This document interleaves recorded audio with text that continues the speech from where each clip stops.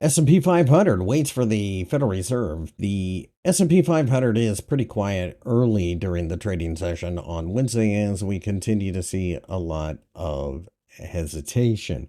All things being equal, this is a market that I think will continue to see a lot of buyers on dips. And quite frankly, I think you've got a situation where value hunters will hope that the market sells off heading into the meeting.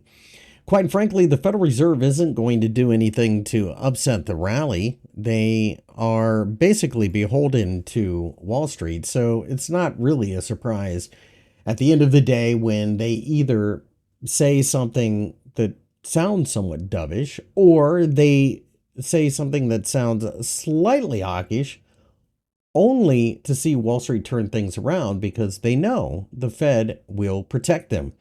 5,100 underneath should continue to be support, just as the 5,200 level above, I think, continues to offer resistance.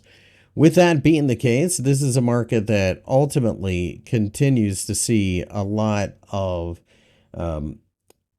upward pressure due to the fact that, quite frankly, loose monetary policy is coming by the end of the year.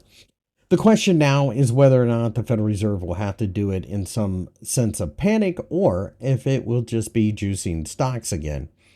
Ironically, this is everything that they said they didn't want to do, but the Fed hasn't dared talk back to Wall Street as they are clearly going to do everything they can to acquiesce. I like buying dips. I think you have an opportunity to do so sometime during the day, but don't get too big. You can always have a bit of a shock. If you like the video, give me a thumbs up and make sure to subscribe.